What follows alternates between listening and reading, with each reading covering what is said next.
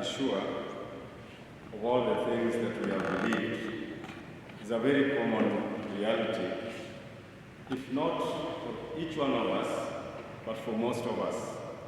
Even if I believe, I would want some ground of my faith. Otherwise, it remains hanging. Here we are celebrating the Eucharist.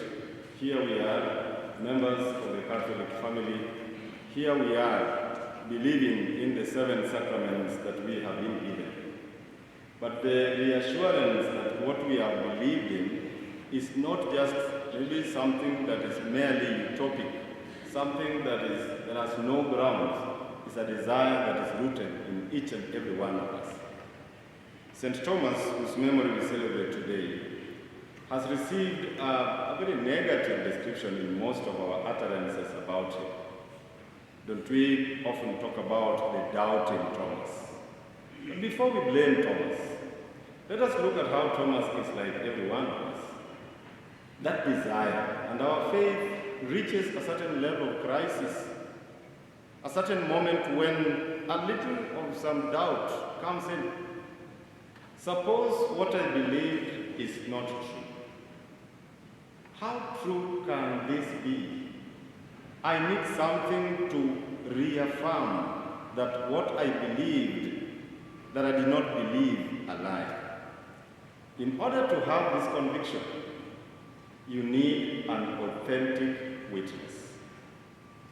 As we celebrated Mass in the morning today, one thing that I remembered and I told the people you are celebrating Mass with is, suppose a fish comes out of water and tells you that the crocodile is sick. How about that? You would tend to believe. Why? After all, fish stays in water. They stay with the crocodile.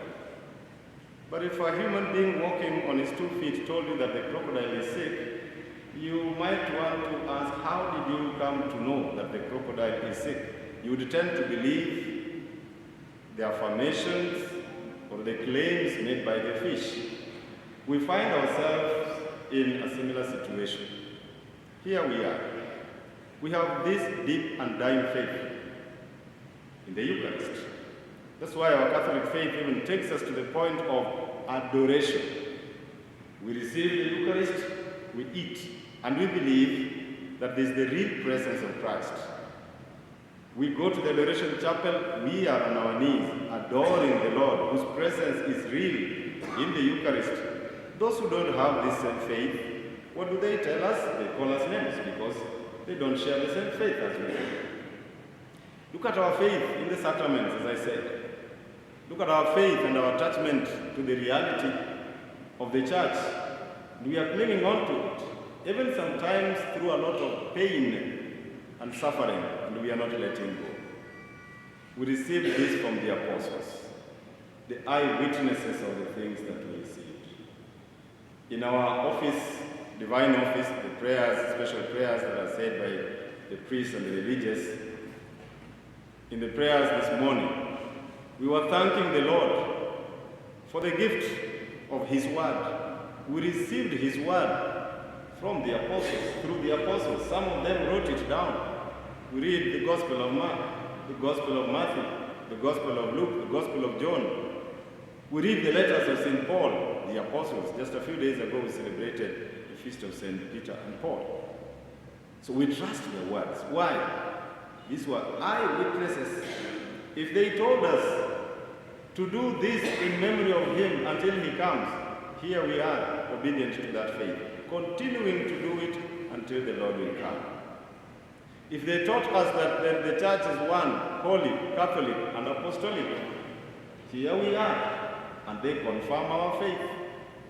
If they told us that when we go for confession and we receive the absolution that it is true, my sins are forgiven, we are hanging on to it. Why?